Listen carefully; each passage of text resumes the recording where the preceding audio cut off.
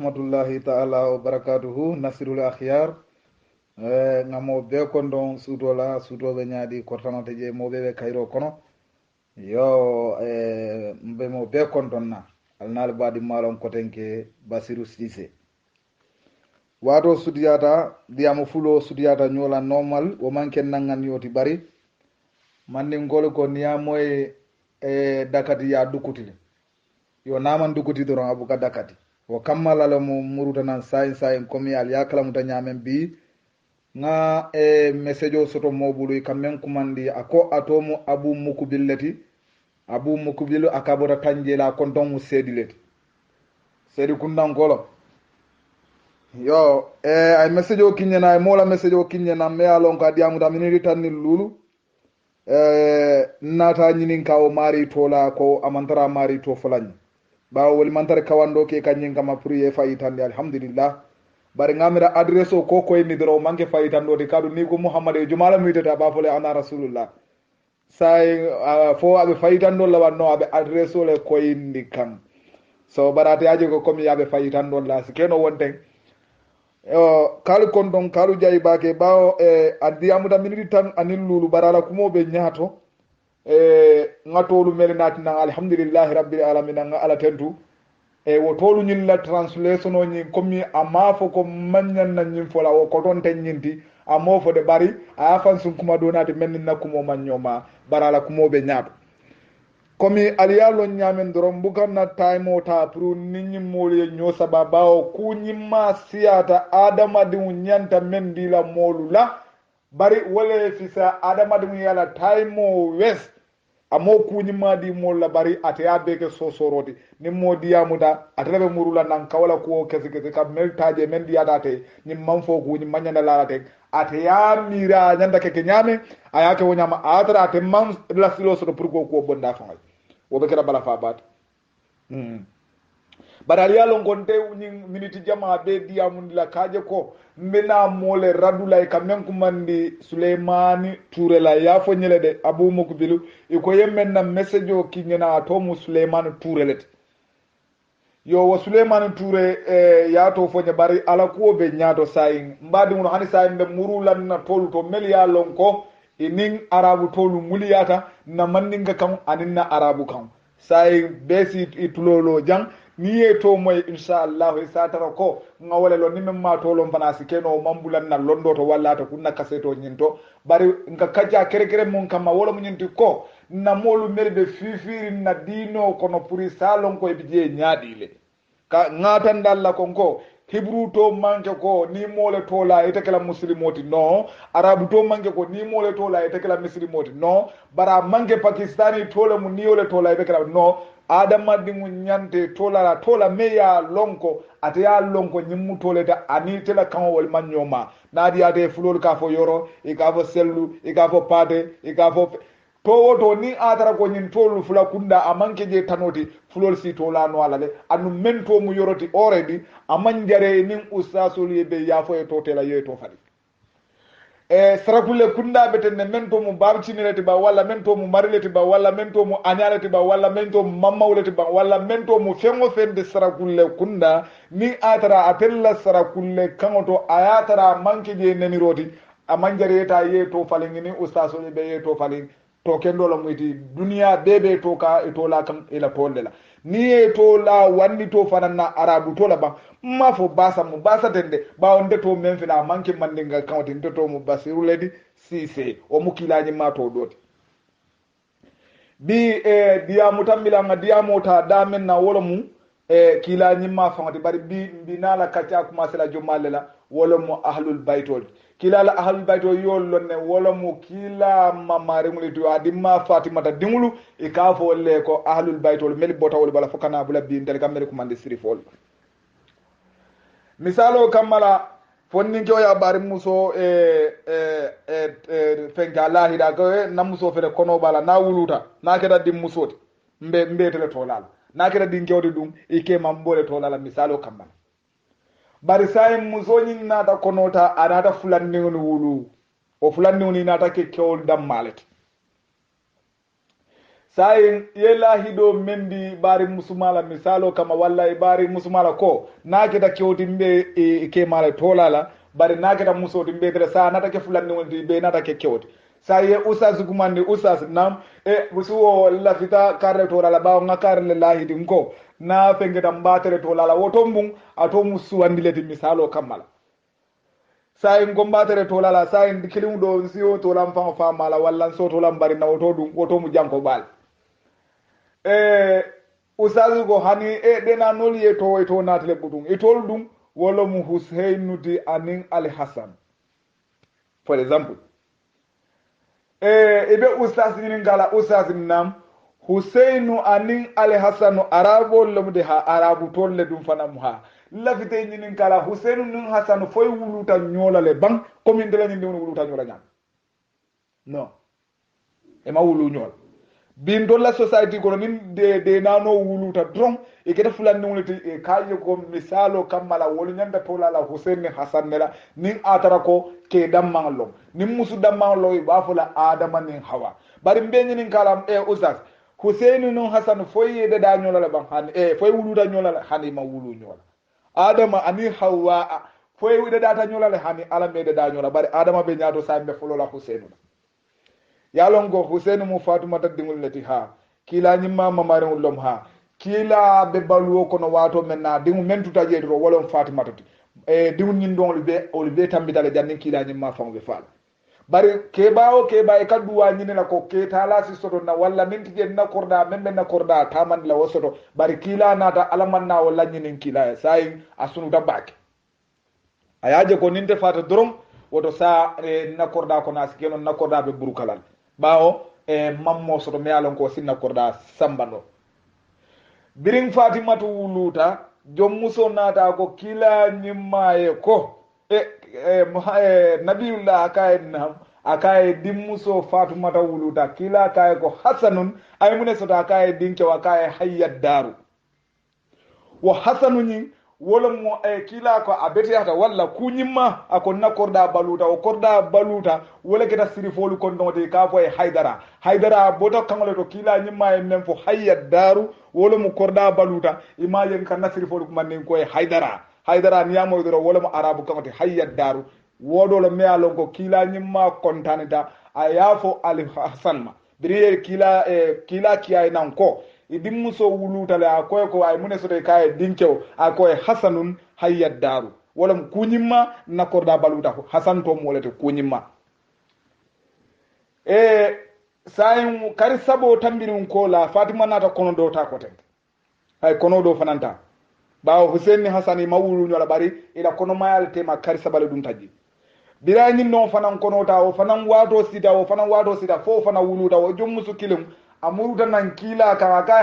akaye fatima da wuluta ko denge kila akaye mune soto akaye dinkewa akaye ali husainu hayyad daru akaye bete ya fula na korda baluta sai kila ko nata keri amma marimul wolle mala korda balundi ladi e ko e haydara ndari mandin ko ka fa haydara bare arabu ko lay kam ko mandi hayyad daru wala mo korda baluta ko min ngaya ya translate nyame ya kilimo mo nyindi wala mo balutati yena muru ya ko hayyad daru korda baluta wala mo haydara ngaboto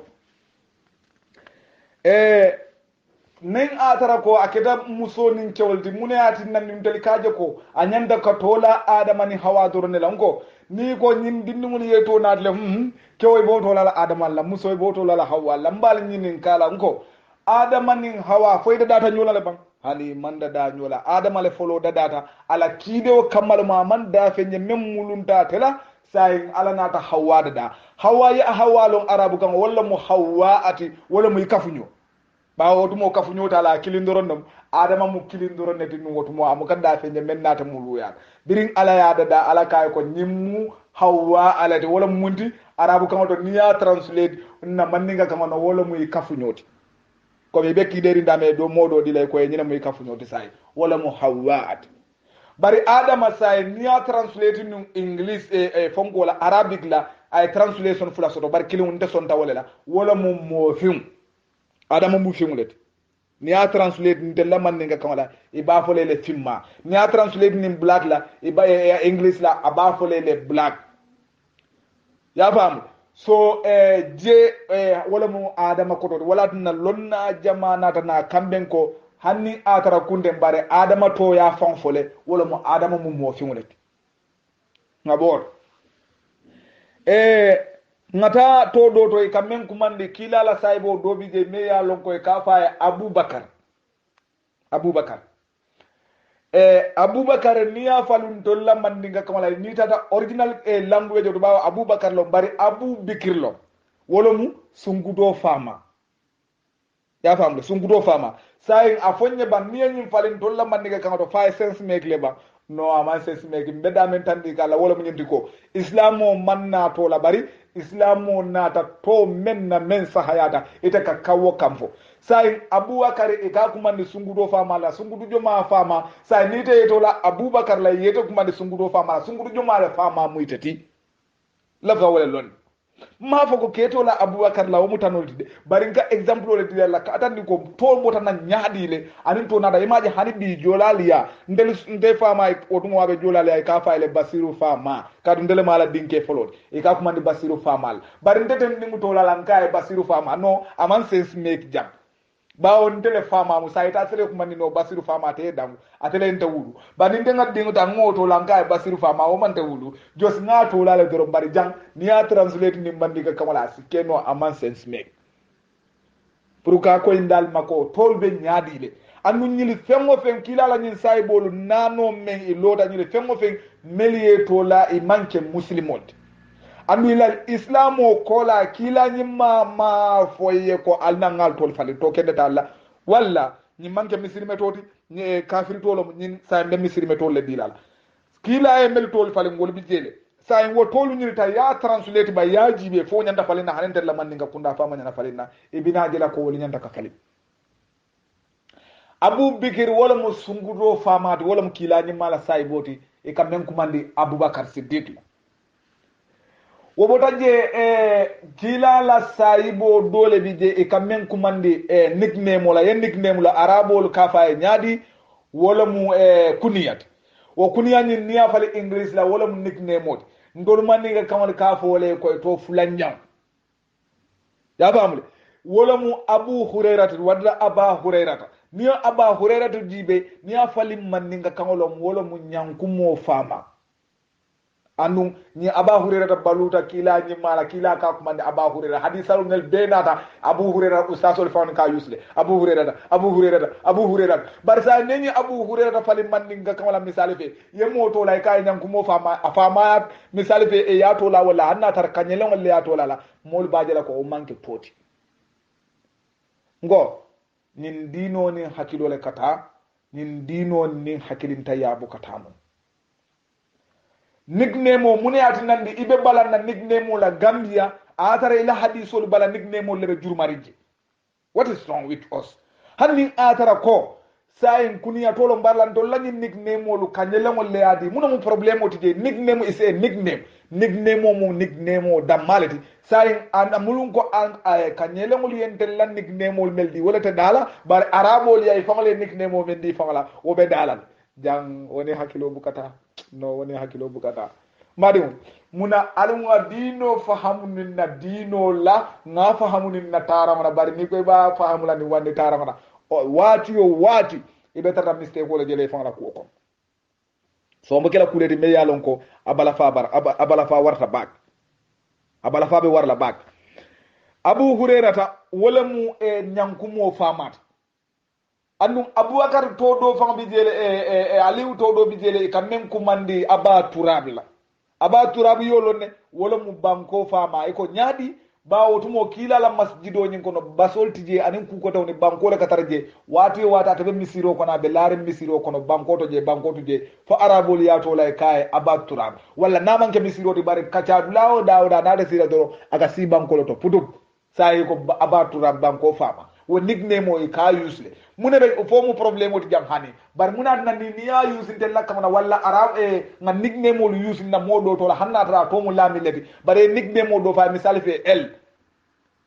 mune be kala je problème o kadu el niya english o wala ka lami commencer el la woto mo eli yole kuntuna sa e bini son kan no la nyaadi le atare te fanka ali kumandi aba turabla ika abu hurere to kumandi nyanku mo famal muno mu problème oti jang wonte kala problème oti sai ni te mo taray ka to mu babale ti misali fe na mandinga kunda dolbi je ka moto la babala walla hanni atare mato la babala bari baba to kana sidama ato kendo mabo e kamen kumandi to kendo la yato la menna sai ite be nyin sonkandi no la nyaadi le ustaz nam ikaye go nyin totela ha muna nandi ba ka to mu babale but the same time na ko to mu abule ti toro wo be sonna wala le jam woni hakilo manta ustaz alinga hakilo woni hakilo manta woni hakilo manta abu translate ni mandinga kamala wolo mu babat ni ya translate ni english ka fole daddy boy imagine dol bije ka fole la baba bu ka ta to kumandi bari sa kumandi tuba ko ngala sa fa daddy boy sa neni non tare ba fole daddy boy fo e ba fole wote toti ban ayatara ite fango to mu abulet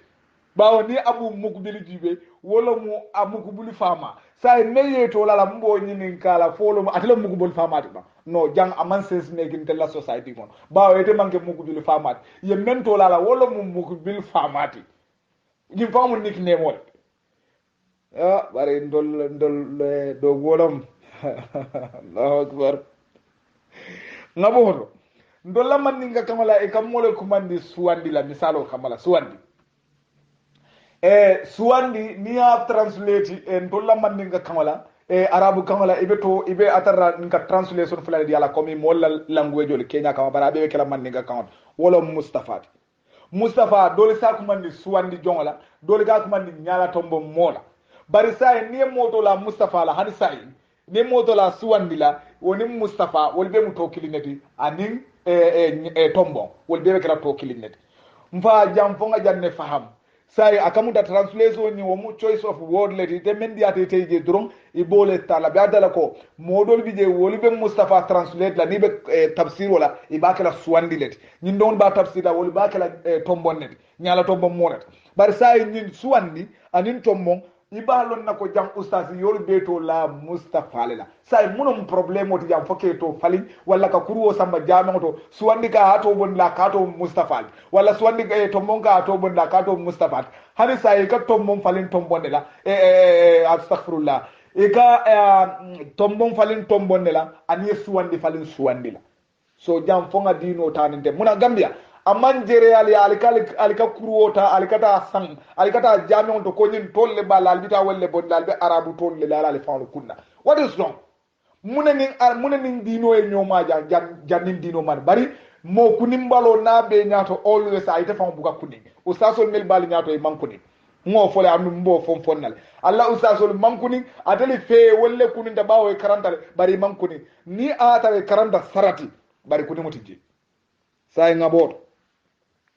ndolla manninga kunda jom musu bijele jom folo bije jon tam bije jon saba bije na manninga kunda sai usas ni benda motolo kono misalo kama walla asikeno e benda muraja dulal munete to da ka endo to mu jom musulet walla ka endo to mu jom folo di boda mun do boda kafutale na mo kende babije ka fay karallan tour ha karanna ba karanna sinna kondondiro futanda ma bismillah goy fa do fa dum to mu jom musulet walla jom folode walla jon tanet walla jon sabalet usasi goy ko totel kakin ga dam fito kendo do ko mbama da en tola jon sabalela walla jon folo walla nyin tolu doro usasi go tonte sayin ni atara sayin yo falin ni arabu kamala wo jom musu jon dan jon folo jon saba iba fola wole jariyatu sai ni atara misali fe ni ala te may ko ustaz e to mu jariyatu la ba fo le bantote la no ba fo le to be la le asahik arabu kan way fo folo ba fo le ko to kendo le be bar sai ni jariyatu falin ni mandinga kan wala wolom jom musut walla jon tandi walla jon folodi walla jon sabati sai ustaz balanjang kar fala nawo ka finja ko tote muna mu problème odi ngale ko kuningum be londo kuningum mantara lon kayta jamas karango kuni be mento dro wala nyinti yemmen kara yite mune proof no e fongayti pour isa ko ko to lonno bari maaje nabi nyin dinniwni be to nyininka billahi walla tallahi to nyininka nyem do le to foye bukalo wo to fonga botanan min to ma fan abu mukbil ko a seri gunnan kolom da ko ate musunna molta fama musunna modi wala na fama ya to la abu mukbil bare abu mukbil ni afarin man ni kan wala mukbil fama sai mukbil fama malam fodi mu fa bate bul men to mukbil ti bam malo ngaboto abdullahi kilani ma fama ka men kumande abdullahi la ni ya falin ni man ni kan la yo lonne ba wala mu alabatuti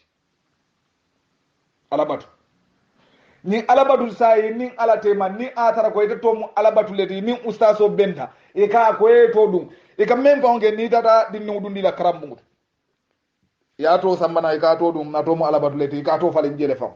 din ni ka to falin jele ko to kende tar e ta ni arabu tol dial me alo ko telefon malo fam minim mun fam e ta auto sifa dial sayi alabatu ni ya falin ni man ninga kan fonko la to di arabu kamala wala mu abdullahi ni alabatu two translation soto into arabic ya famude wala maryam fana ni ya falid ni man ninga kamala ni atara say musolom me tola alabatula say be translation tala maryam le ni atara kewlo me tola no abal alabatula ibe translate to tala no abdullah le o sas jaay fulo be datal ni musolom waye tola maryam le ni kewlo waye tola abdullah le woto say ni alabatu translation o e fulo be soto le ni am maryama jibe man ninga kamala wala mu alabatuti ni abdullahi jibe man ninga kamala wala mu alabatuti saka munda nin kewala mu way abdullahi le tola nin musola mu way maryama le tola e man sito ko do dabula denkilo may ako batula muso dimma nabiyu ya fahamu batula muso imaje ay translation o use nyaadile ako maryama to mu jang alabatule imaje ama maryama use kadum abe man ninga kan sugole laka sa ni be man ninga kan sugola kan amanjare arabo natije wala dinanda arabu kan maryamu nyin aya falin ni maria alabatula batula muso dimma nabi wotuma be esale samanan ko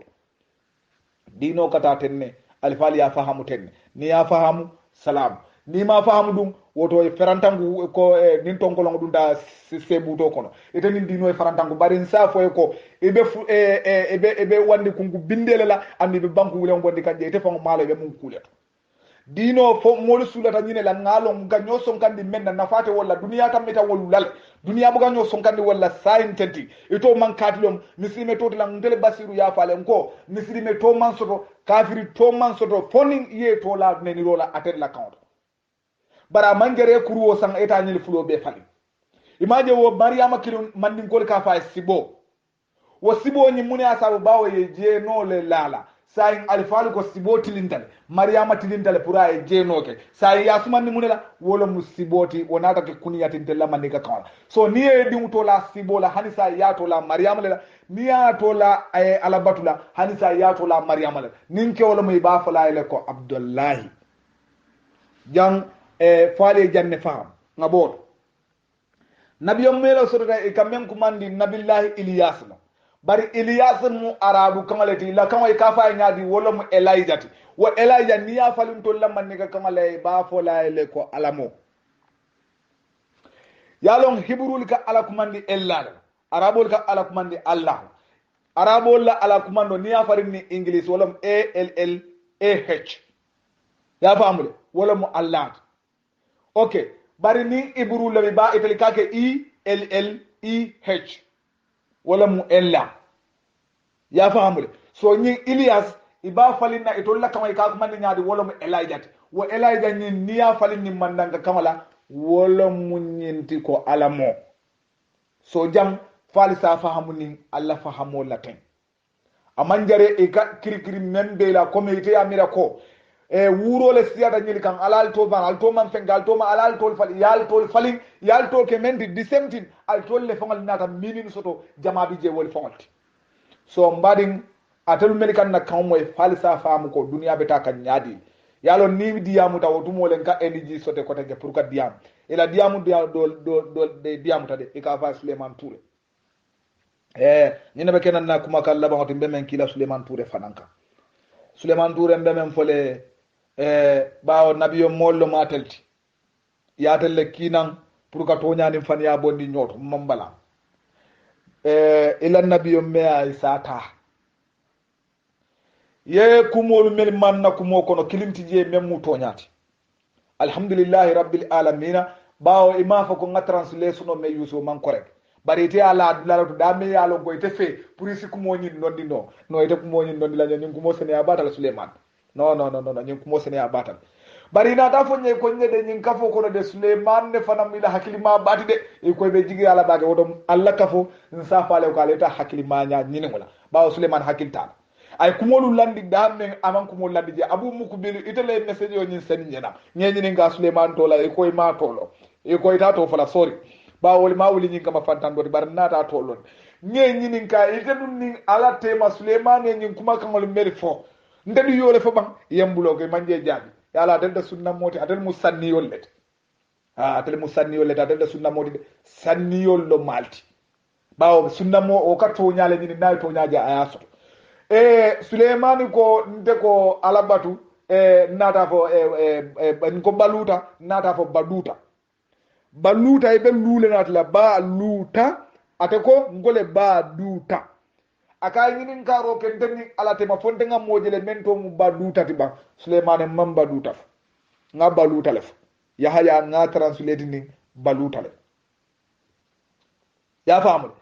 so yo tan na kumo kono e konte famale yo fo bari moto ta keri mento mo badutati nso fo Suleiman muruna audio ka yala moy bang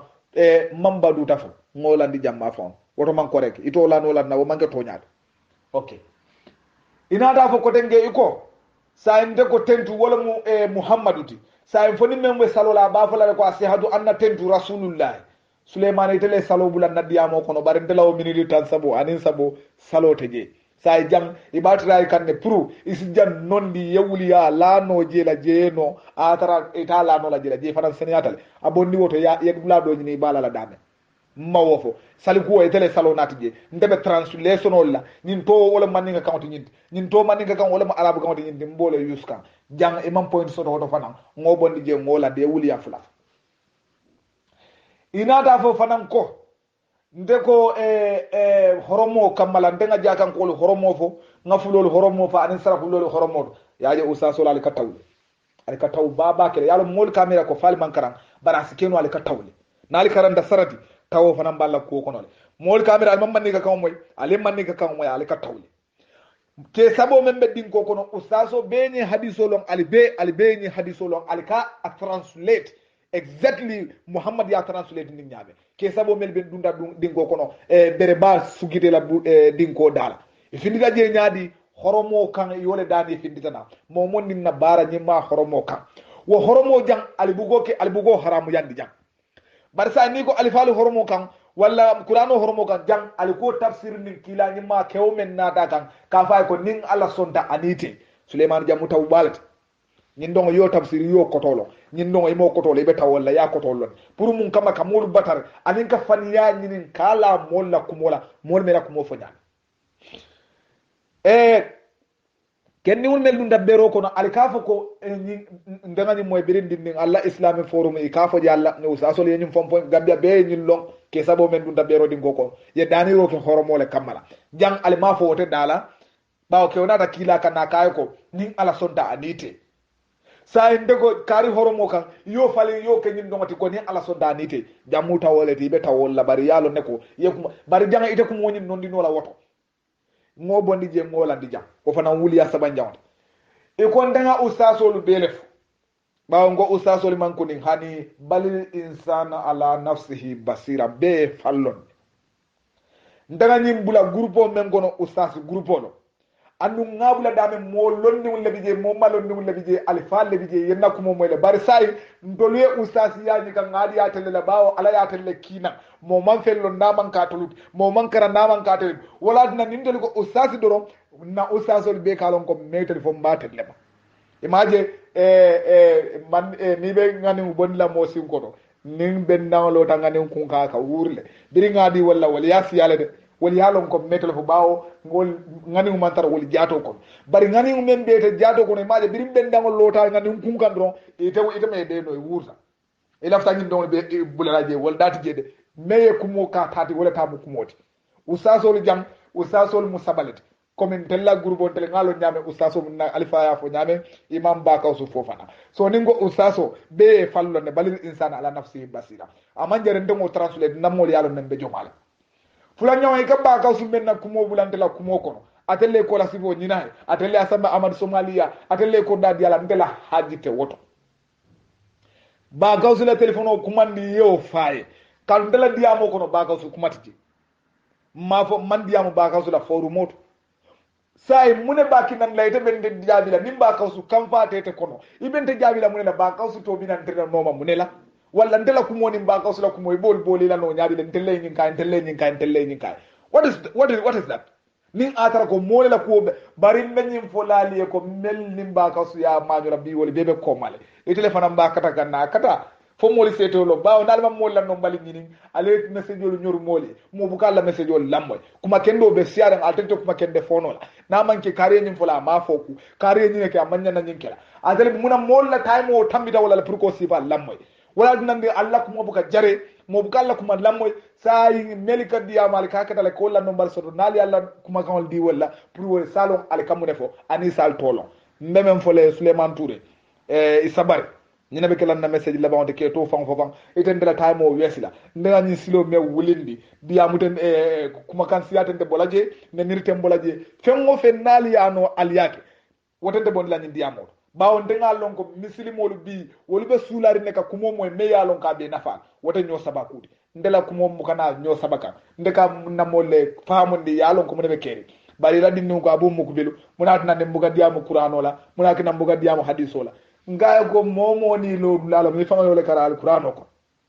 ko momo ni lodu lalo amma fo almamo ya fo akon dia rajanta wada no le kala wayda halma mi ala no momo ni la place lom ko male ñoo fixe ñame kawandi lal bi jere te manke kawandi lati anu ngam fan adresse wala ñam bari a fanga men fa message yo ma ko la takhfu ma laysa laka bihi ilm say akamunda alquran to ani hadithu do nallondi ti je so ngotu a lonnalle bari ganyin do men fo wo koyta mala wala nambe diamu kawala woto sai alin nan tum nyanda ka diamu damen ali fotante ma al tende dendi nol